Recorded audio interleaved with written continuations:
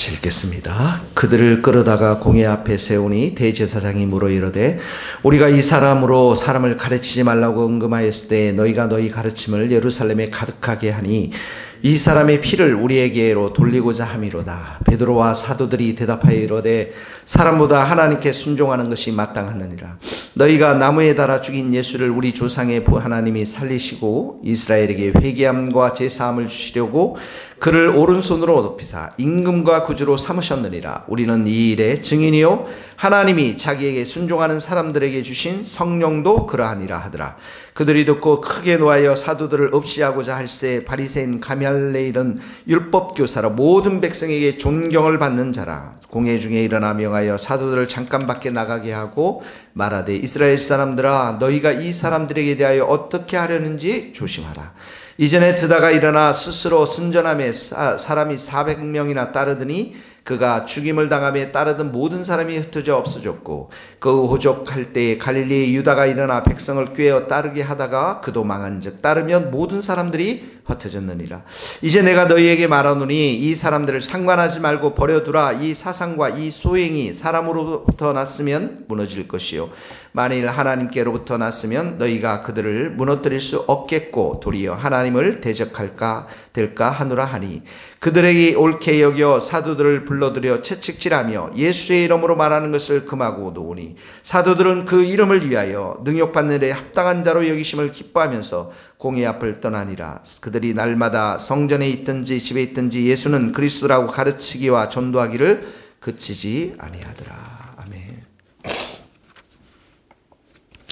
네, 여기 보면은 이 베드로와 사도들이 공회에 잡혀서 대제사장 앞에서 신문을 받는 장면들이 나오고 있습니다. 29절에 보면 베드로와 사도들이 사람보다 하나님께 순종하는 것이 마땅하니라 이렇게 말씀하고 있죠. 자, 첫 번째 우리가 생각해야 될 것은 내가 가진 복음이 무엇인가를 베드로가 분명히 알았다라는 것이 내가 가진 복음.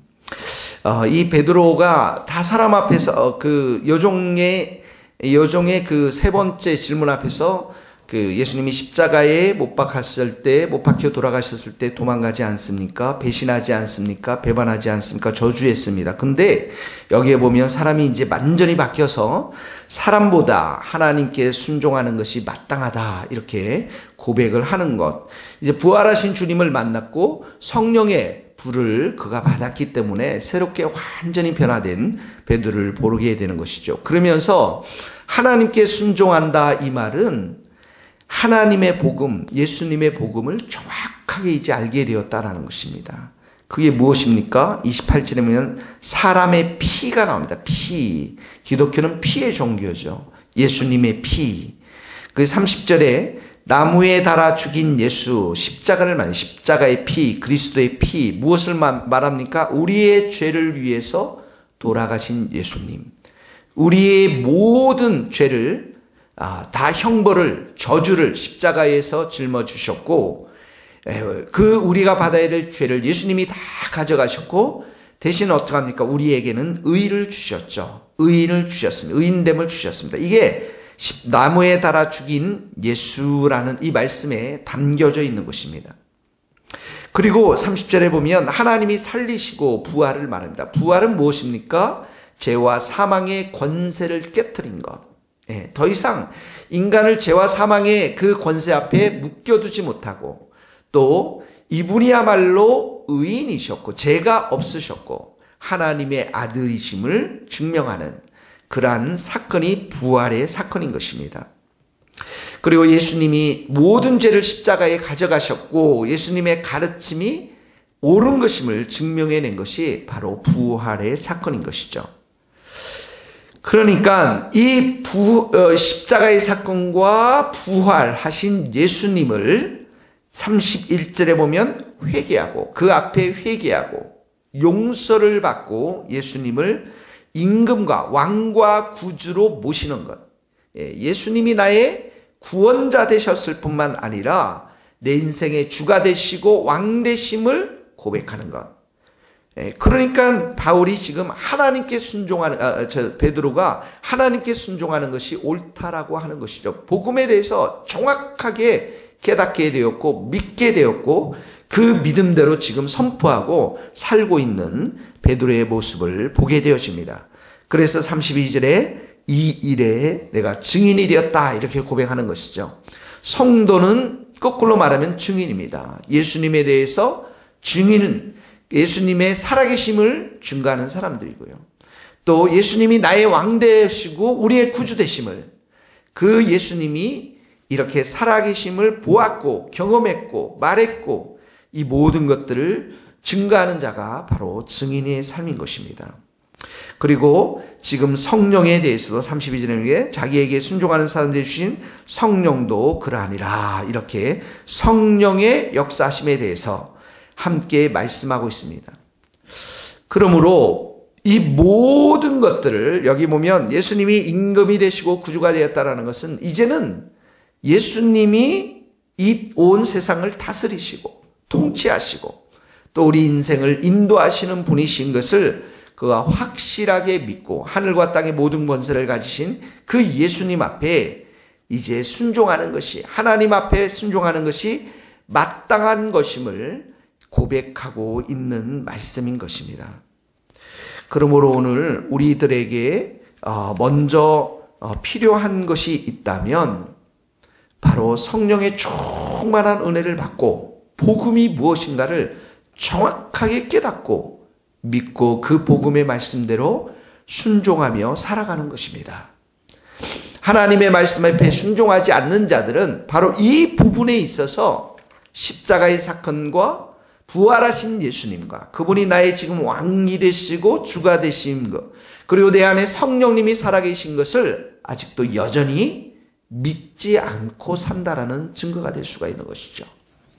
오늘 첫 번째 하나님의 말씀 나도 이렇게 예수 그리스도의 복음을 확실하게 깨닫고 하나님 말씀 앞에 순종하며 살아갈 수 있도록 은혜를 달라고 또 하나님 앞에 순종하면서 여러분의 일터와 가정과 어느 곳에서든 간에 예수 그리스도를 왕으로 모시며 살면서 순종하는 삶을 될 수 있기를 예수님의 이름으로 축원합니다.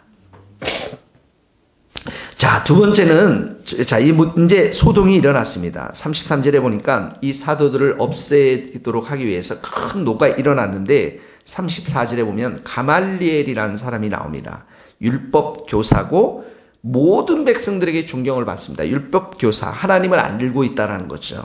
모든 사람들에게 존경받는다는 것은 그만큼 이 사람의 인격, 성품, 도덕, 경험, 모든 경륜 면에서 많은 사람들의 귀감이 되고 있다라고 하는 것이죠.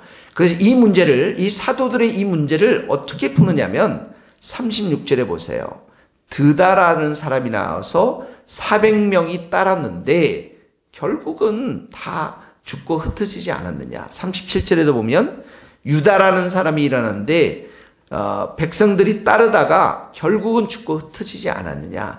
그러니까 38절에 이 사상 이 소행이 사람으로부터 나면 무너지고 39절 하나님으로부터 나면 하나님을 대적한다. 이런 고백을 합니다. 이것은 인간이 보기에 굉장히 중요한 고백인 것처럼 보이죠. 왜냐하면 경험적 지혜를 가지고 나누고 있기 때문에 역사적 교훈으로부터 얻는 지혜이기 때문에 그렇습니다. 그런데 중요한 것은 이 사람이 예수 그리스도의 복음을 아직도 모르고 있다는 거예요. 우리에게 정말 필요한 게 무엇입니까? 인생적 경험, 어떤 역사적 경험 이상으로 더 중요한 게 무엇이냐면 하나님의 지혜인 것입니다. 말씀의 지혜인 것입니다. 성령의 지혜인 것입니다. 말씀의 지혜, 하나님의 지혜, 성령의 지혜가 어디에 담겨져 있습니까? 예수 그리스도의 복음에 담겨져 있는 것입니다. 예수 그리스도의 복음은 우리 인생의 경험을 초월하고 우리의 삶의 모든 것들, 지식들을 초월하는 것이죠. 그러므로 이 하나님의 지혜, 성령의 지혜, 말씀의 지혜, 이것이 무엇인가를 정확하게 분별하고 그 모든 것이 십자가에 담겨져 있음을 우리가 믿고 따라야 되는데, 자, 사도들은 보세요. 지혜가, 하나님의 지혜, 성령의 지혜, 십자가의 지혜가 이들에게 어떻게 작용하냐면 40절에 보세요. 사도들을 채찍질했습니다. 그리고 41절에 보면 능욕을 당했는데, 이 능욕이라는 것은 모욕을 당했는데 기뻐하면서, 42절에 보세요. 날마다 성전에서나 집에서나 예수는 그리스도라, 메시아라, 기름 부음 받은 사람이라 가르치고 전도하기를 그치지 않았습니다. 하나님의 지혜가 있는 자들만이 할 수 있는 거예요. 성령의 지혜가 있는 자들만이 할 수 있는 것이죠. 이들이 하는 끝까지 일이 예수 그리스도에 대한 가르침이었고 예수 그리스도를 증거하는 것이라는 것이죠. 다시 말하면 이 예수님 안에 담겨져 있는 하나님의 일, 이 하나님의 복음은 결코 무너뜨릴 수 없다라는 사실들을 이들이 확실하게 믿고 있다라는 것입니다.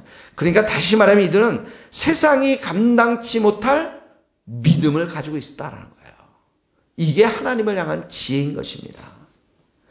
세상이 감당치 못할 믿음이 있었기 때문에 이렇게 핍박을 뚫고 고난을 뚫고 능욕을 뚫고 날마다 예수님을 가르치시고 또 날마다 이 예수 그리스도를 증거하는 증인의 삶을, 전도하는 삶을 이들이 살고 있다라는 증거가 되겠습니다.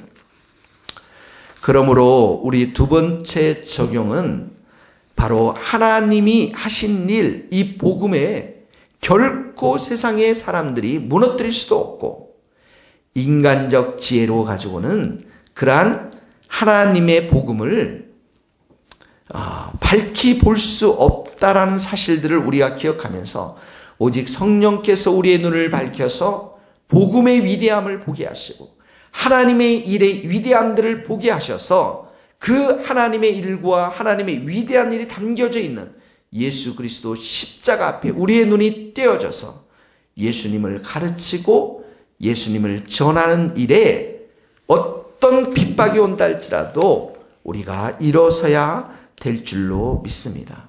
오늘 특별히 이 말씀을 적용하면서 전도에 대해서 여러분들이 좀 적용하면 좋을 것 같습니다. 전도는 우리의 삶으로 전도할 수 있고요. 우리의 삶으로.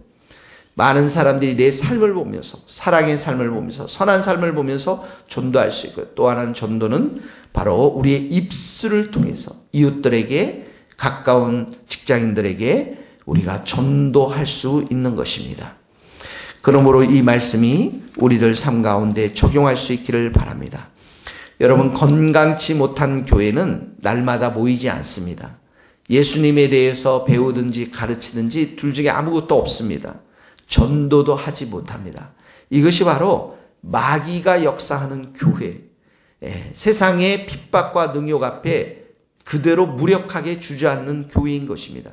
그러나 세상이 감당할 수 없는 믿음의 사람들로 가득 찬 하나님의 교회는 핍박을 뚫고 상황을 뚫고 고난을 뚫고 날마다 모이기를 힘쓰고 예수 그리스도에 대해서 배우고 가르치고 전도하는 교회가 바로 하나님이 기뻐하시는 믿음이 있는 교회인 줄 믿습니다. 우리 주님의 새교회가 또 성도들이 그러한 교회와 성도들이 될 수 있기를 예수님의 이름으로 축원합니다. 기도하시겠습니다.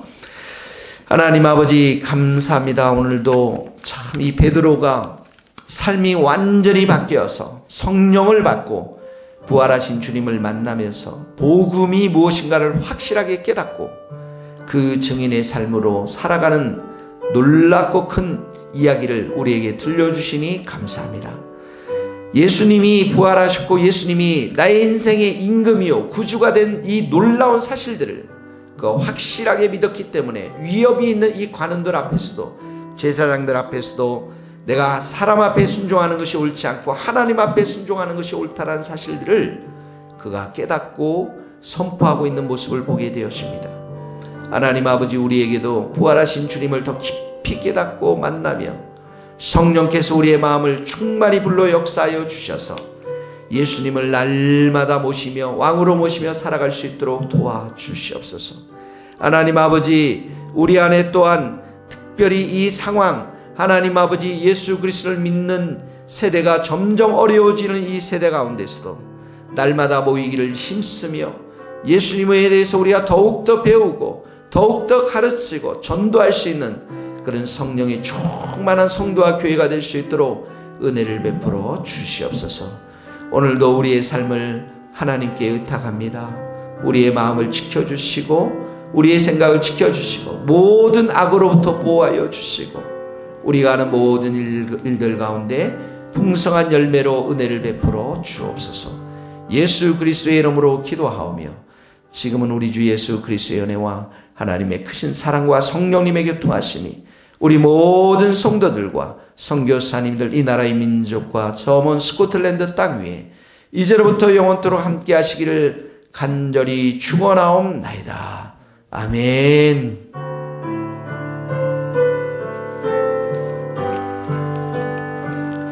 감사합니다. 서로 인사를 나누겠습니다.